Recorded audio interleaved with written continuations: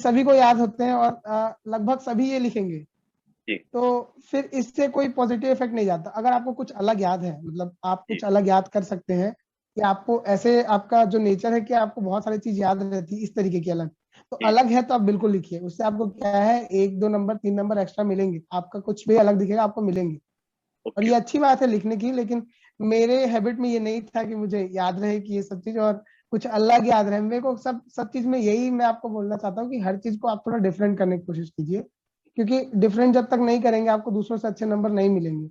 तो जैसे आप ये कोट से स्टार्ट करने वाली बात है, तो बहुत सारे लोग कोट से स्टार्ट करते हैं, और जी कोट चाहे कितना भी अलग हो, आप मतलब ऐसा मुझे लगता है कि चेकर के मन में ये आता है कि अरे यार इसने भी कोट से स्टार्ट किया, कुछ अलग नहीं लिखा है, कुछ ये नहीं किया है। तो इससे मुझे लगता है कि थोड़ा सा तो वो होता है, तो फायदा तो होगा, लेकिन आपने कुछ अलग लिखा है तब जी। आप हाँ कॉमन चीज नहीं लिख सकते। जी। एक बात और भी उन्होंने क्वेश्चन उठा, जो आपने इतना कोड के बारे में बताया, कोटेशन के बारे में बताया, क्या ग्राफ का यूज है, या हम लोग बात करें फ्लो चार्ट का यूज है, मैप का यूज है, इस प्रकार का यूज भी ऐसे में करना चाहिए?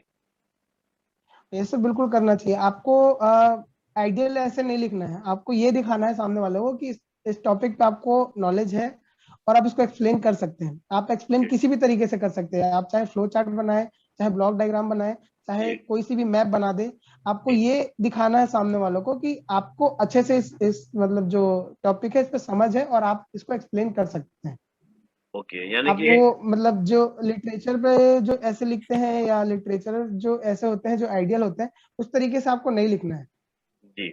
कहते हैं ना, एक बड़ी पुरानी कहावत है कि आप कितने जानकार हैं, ये तो मायने करता है, लेकिन उस हाँ, जानकारी को आप कैसे प्रस्तुत करते हैं, आपका प्रेजेंटेशन कैसा है, तो वो आपकी यस सर। बात को, आपकी शैली को, आपकी बातों को उसमें चार, वो कहते हैं ना, एकदम चमाचम कर देता है, उसको चमका यस देता सर, है, यस अच्छा सर, कर देता है। तो बहुत अच्छा चार यस चांद सर। लगा देता है। तो यानी कि मैटर है कि हम लोग एक अलग झरे पे न जाकर एकदम पूरा साहित्यिक तरीके से न लिखकर, उसमें अच्छे से हम लोग प्रेजेंट प्रेजेंट अपने आपको करें।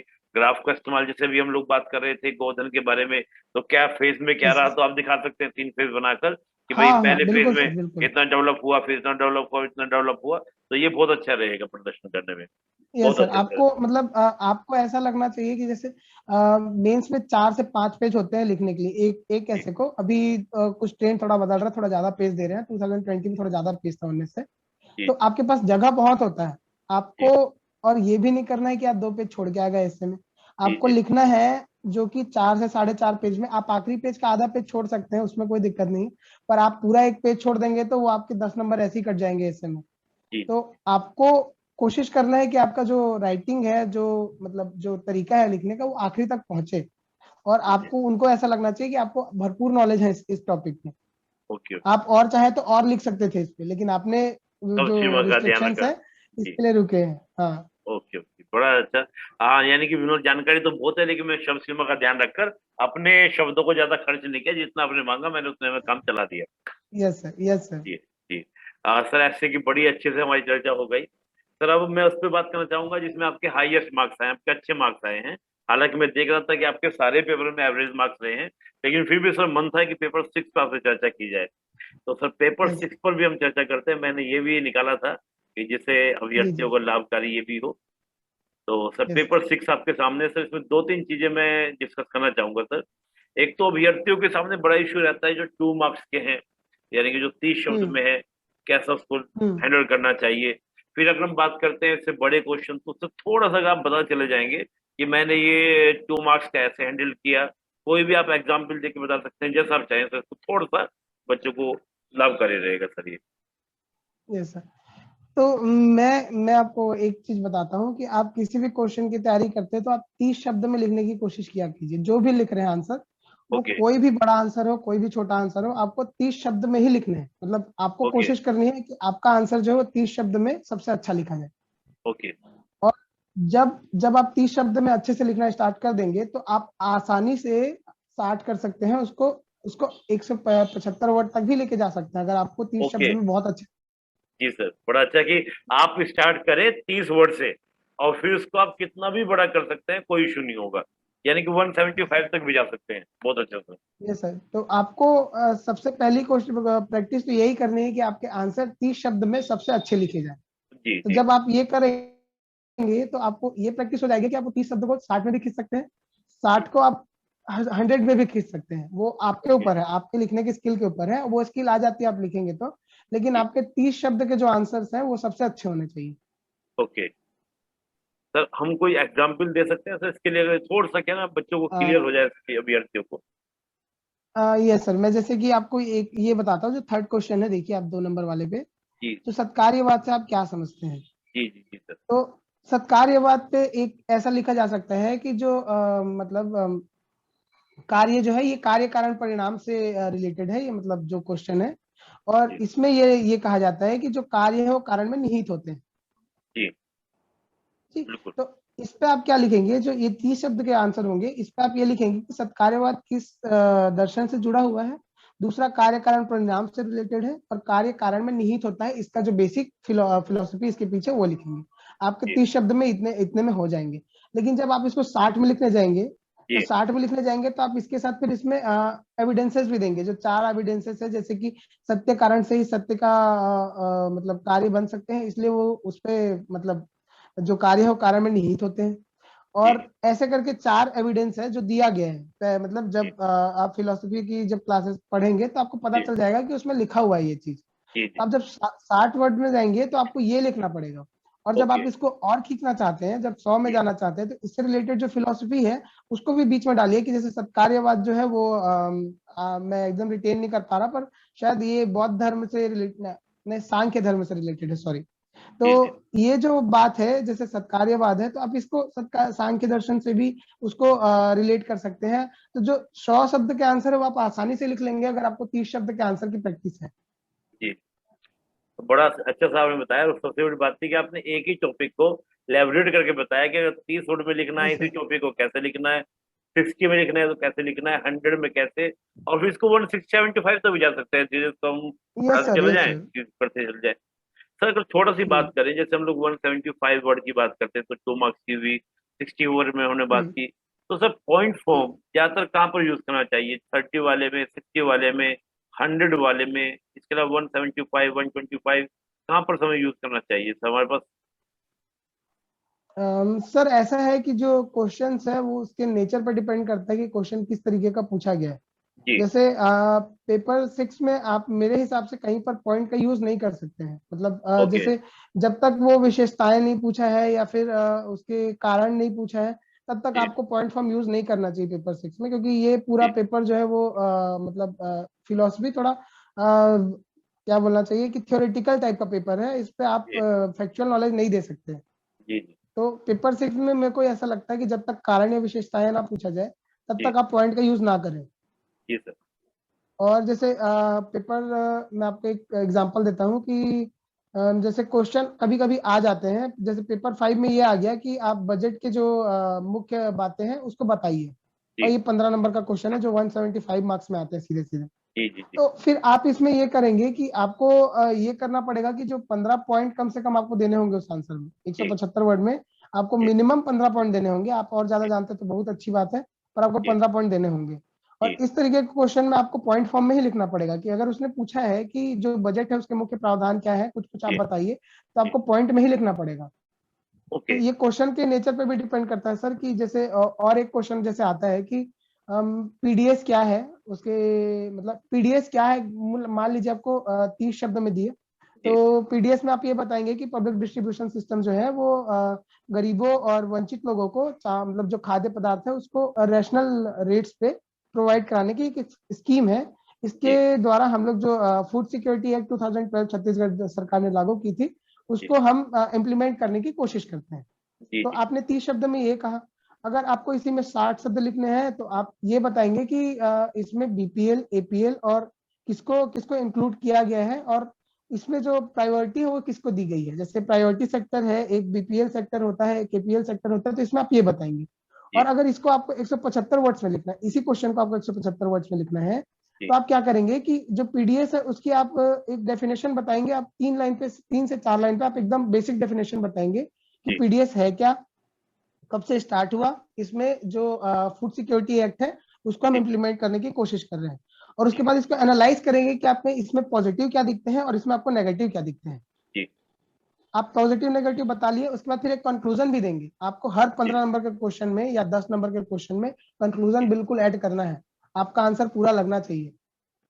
आपको लास्ट में 1 से 2 लाइन का कंक्लूजन जरूर लिखना है कि ये पॉजिटिव है कि ये नेगेटिव है, या अल्टीमेटली ये क्या करना चाहता है। जी, तो आपने बड़ा सुंदर बताया कि एक तो आपने लेबोरेट करने के बताया, और दूसरा आपने कहा कि प्रश्न की डिमांड के अनुसार अगर पूछा गया, विशेषता यस पूछा गया, और जहां पे आपको लगता है कि मैं पॉइंट फॉर्म मुझे लिखना चाहिए, तो वहां पे आप पॉइंट्स यूज करें, नहीं तो अन्यथा वैसा आप लिखें। और दूसरा क्या है कि कोशिश करें क्वेश्चन में पॉजिटिव नेगेटिव कंक्लूजन करने का प्रयास करें।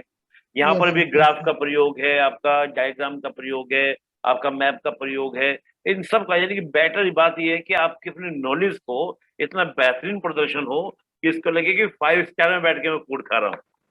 तो यस सिंपल सी सर। बात है कि एक तो तो इसमें यही है सर, जैसे देखिए कि पीडीएफ में नॉलेज सबको बहुत होता है, फैक्ट बहुत जी, होते हैं सबके पास, और जी, सबको सबको चार्ट याद होता है। जी, लेकिन आप पीडीएफ में ऐसा लिख के आएंगे तो फिर कुछ अलग नहीं दिखेगा। आपको ये दिखाना है कि आपको उसका एनालिसिस आता है उस क्वेश्चन का। आपको जी, उनको फैक्ट नहीं चाहिए उसमें, मतलब फैक्ट चाहिए ऐसा नहीं है, नहीं चाहिए तो गलत बात है। फैक्ट तो चाहिए आपको, फैक्ट तो कोट करने पड़ेंगे, पर उसको ये भी लगना चाहिए कि आपको इसका एनालाइज करना आता है कि ये जो पीडीएफ स्कीम है, इसके आपको पॉजिटिव भी समझ में आ रहा है, आपको नेगेटिव भी समझ में आ रहा है, आप कंक्लूड भी कर पा रहे हैं।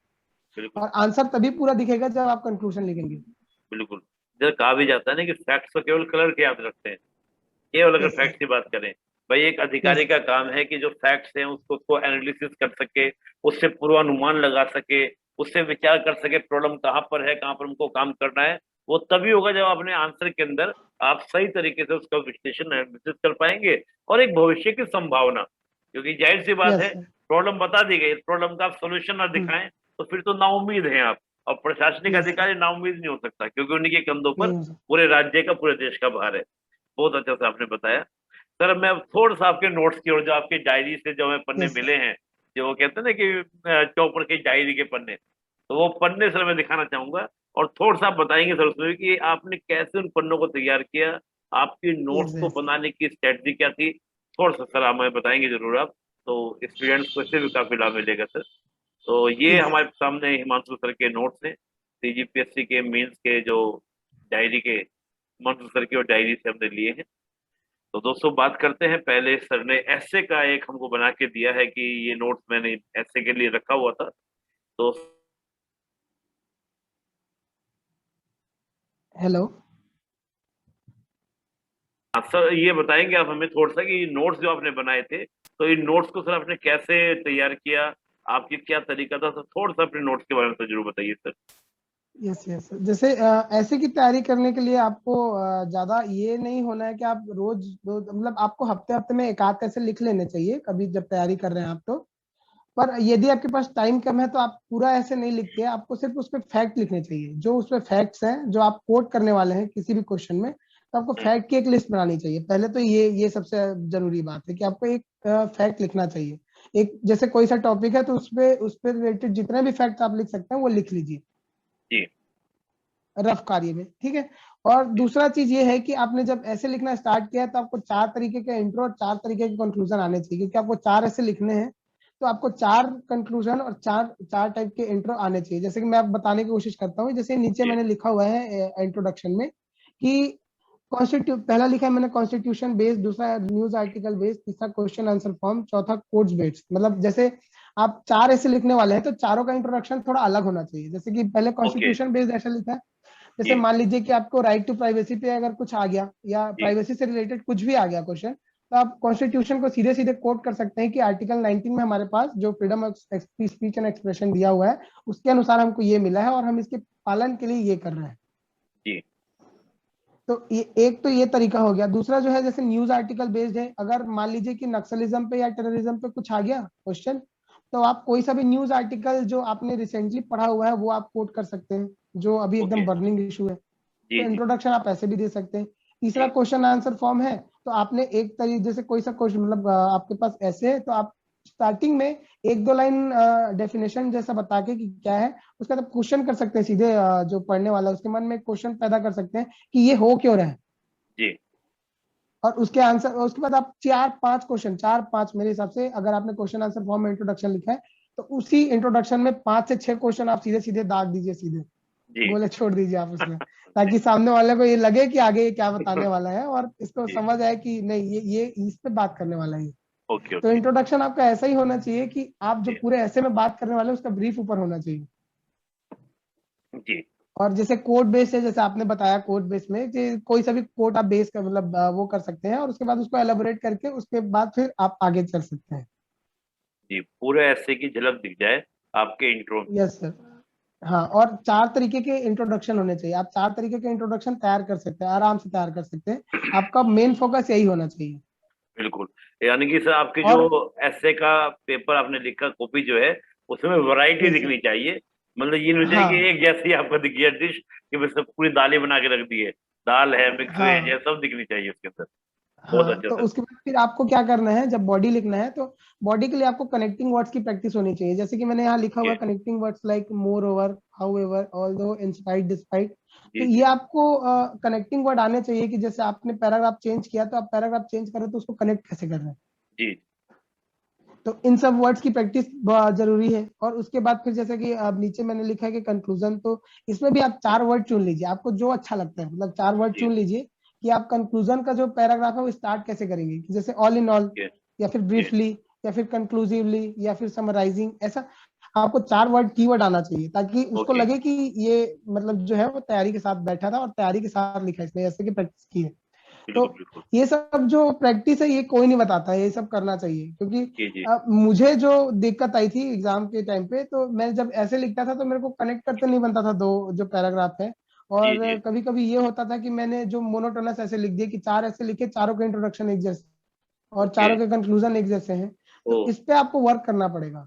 जी जी जी।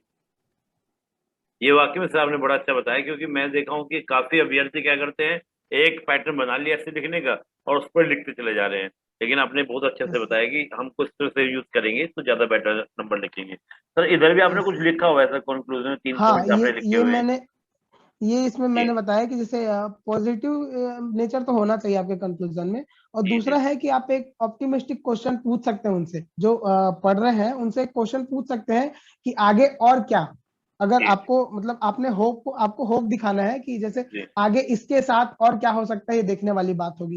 या जी आगे जैसे टेक्नोलॉजी और ग्लोबलाइजेशन है, तो जी अभी तक जितना कनेक्ट हो पाया वो तो हो पाया, लेकिन टेक्नोलॉजी दिन ब दिन आपकी डेवलप हो रही है। तो आगे हमको ये देखना होगा कि टेक्नोलॉजी ग्लोबलाइजेशन को किस लेवल पे लेके जाती है। तो आप ये जी। लिख दिया अगर कंक्लूजन में, तो सामने वाले को लगेगा कि ये सामने सोचता है, आगे आगे की सोचता है। बिल्कुल बिल्कुल सर। और देखिए तो दोस्तों, हिमांशु सर ने पूरा ऐसे बताया और नीचे जो है हिमांशु सर ने ऐसे लिखा था उसका भी हिमांशु सर ने थोड़ा सा ब्रीफ में डिटेल दिया हुआ है ताकि आप लोगों के लिए वो काफी हेल्पफुल हो। जी सर, आप कुछ कह यस, रहे थे हिमांशु सर? मैं ये बोल रहा था जैसे कि इसमें मैंने लिखा हुआ है, तो इंट्रोडक्शन और बॉडी तो मैंने आपको बता दी, जैसे कंक्लूजन में मैंने लिखा हुआ है। जी कंक्लूजन आप एक बार जूम करिएगा कि उसमें देखिएगा कि जैसे mix,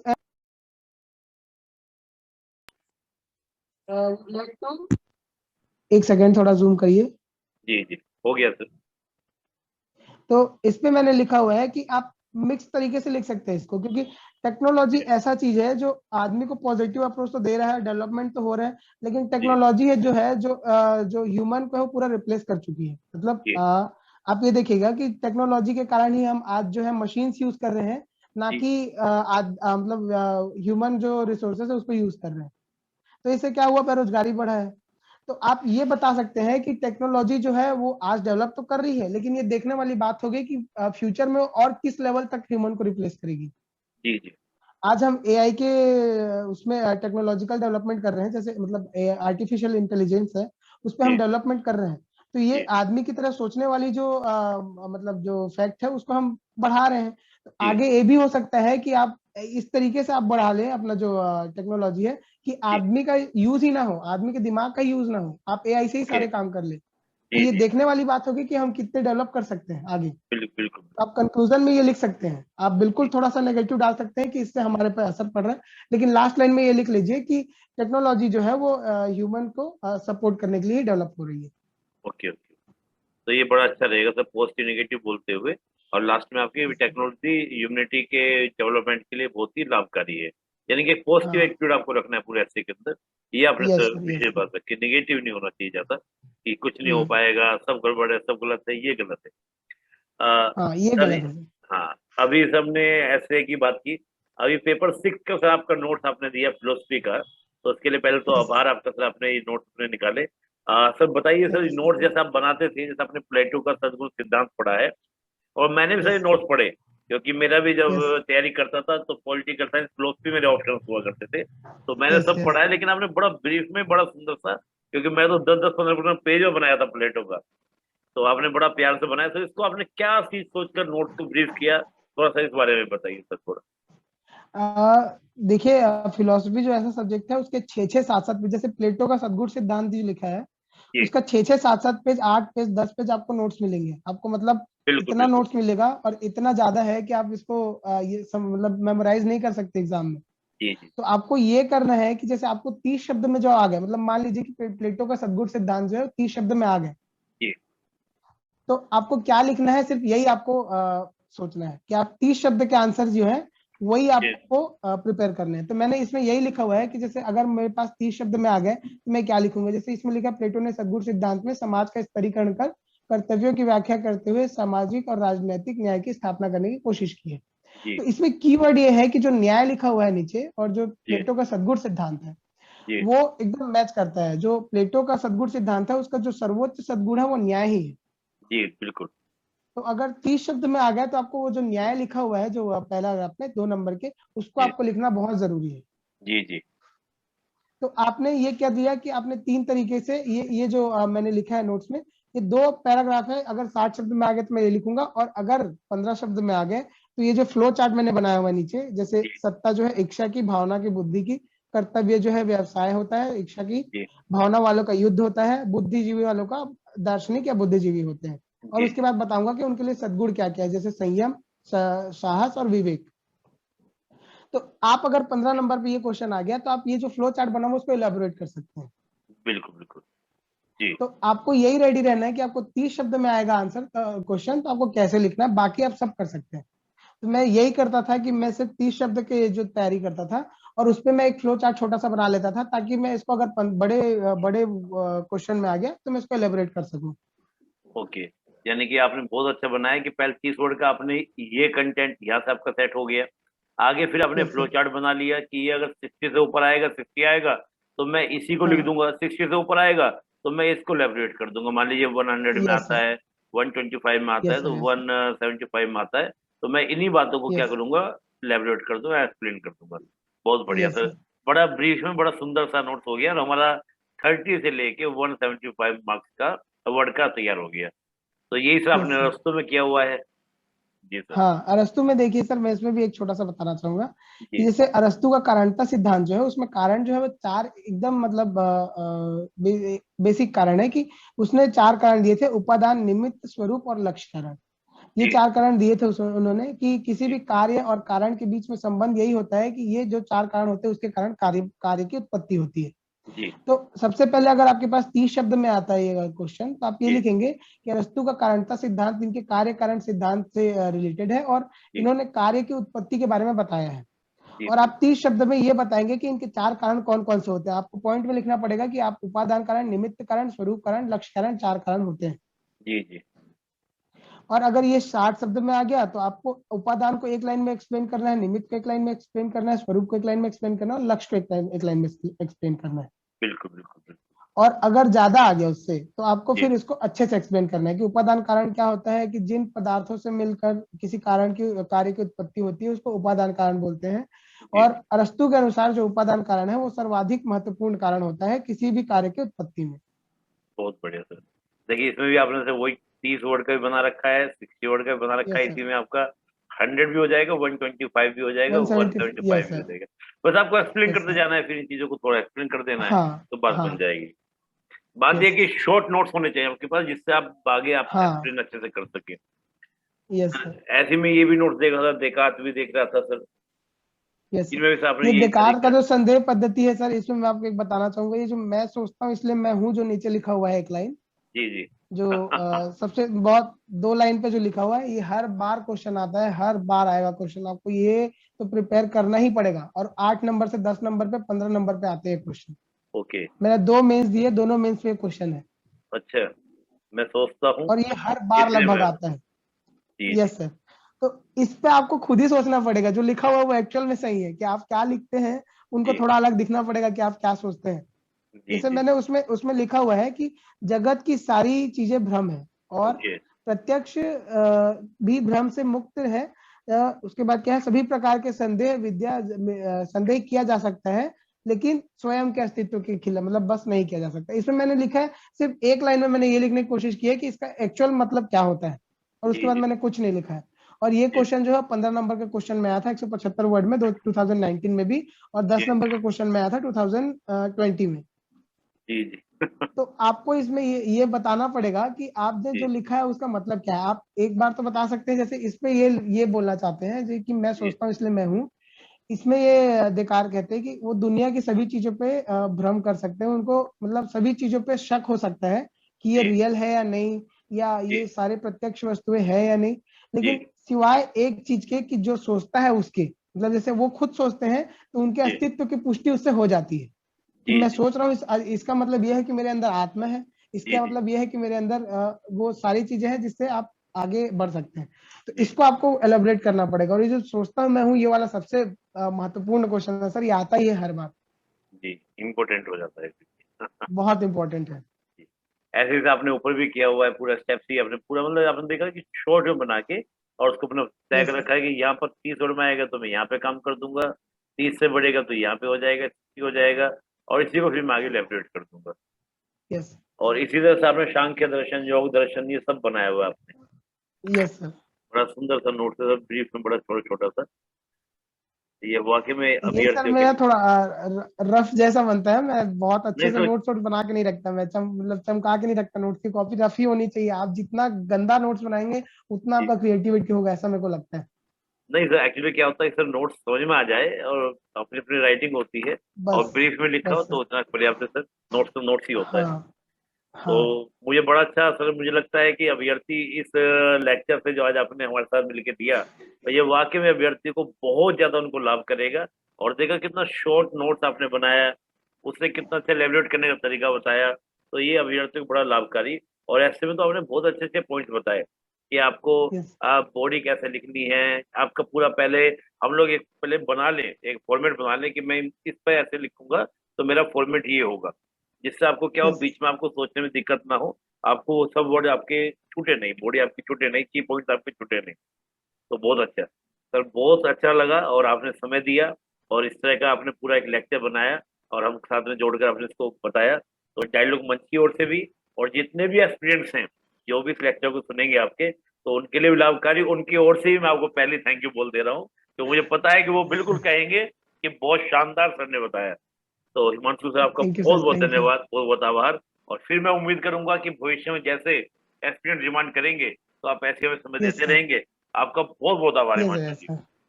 thank you sir. Thank you. जैसे भी आपको जरूरत पड़े, अगर एस्पिरेंट्स के लिए जो भी चाहिए, नोट्स भी चाहिए, तो आप जी अगर किसी की डिमांड है कि उनको नोट्स चाहिए और इंग्लिश जी में जैसे नोट्स अवेलेबल नहीं होते हैं, तो जी। अगर चाहिए। सर आपका ऑडियो बंद हो गया।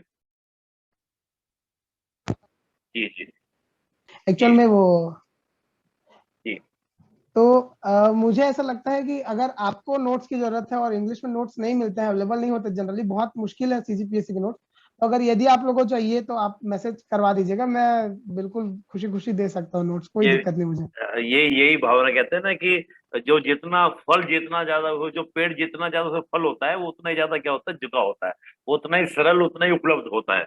और जिसमें कहते हैं यस। जिस पेड़ पे फल कम होते हैं वो उतना ही तना रहता है। तो आप पे पेड़ पे बहुत फल है, इसलिए आप इतने सेव भाव से मतलब सब ये व्यक्तियों के लिए उपलब्ध है। सर एक निवेदन और करना चाहूंगा, क्योंकि मैं अक्सर देख रहा हूँ यस स्टूडेंट सर। के बहुत कमेंट आ रहे हैं। सर एक बुक की लिस्ट के बारे में कि जो सातों पेपर हैं उनमें कौन कौन से बुक पढ़े, तो एक लेक्चर से हम लोग रख लें कि कौन कौन से बुक पढ़नी चाहिए, कौन सा चैप्टर, थोड़ा अच्छे से हम लोग डिस्कस कर लेंगे तो वो अभ्यर्थियों के लिए बड़ा लाभकारी रहेगा कि पीटी में छत्तीसगढ़ के लिए कौन से बुक पढ़े, तो छत्तीसगढ़ में हिस्ट्री पढ़नी तो हिस्ट्री कहाँ से पढ़े। ये भी अगर थोड़ा लेक्चर हो जाता है तो अभ्यर्थियों के लिए भी बड़ा लाभकारी रहता है। जी जी बिल्कुल, जब भी आप बोले मैं रेडी हूँ, मैं बता दूंगा आपको सर। जी जी। तो आज के लिए सब बहुत बहुत धन्यवाद आपका और बहुत बहुत शुभकामनाएं आपके उज्जवल भविष्य की। और मेरी ओर से, डायलॉग मंच की ओर से और समस्त उन अभ्यर्थियों के लिए, अभ्यर्थियों की ओर से जो आपके इस लेक्चर को सुनकर आपको थैंक यू बोलेंगे, उन सब की ओर से भी आपको बहुत ठीक बहुत है सर। शुभकामनाएं। बहुत बहुत धन्यवाद। Thank you sir, thank you.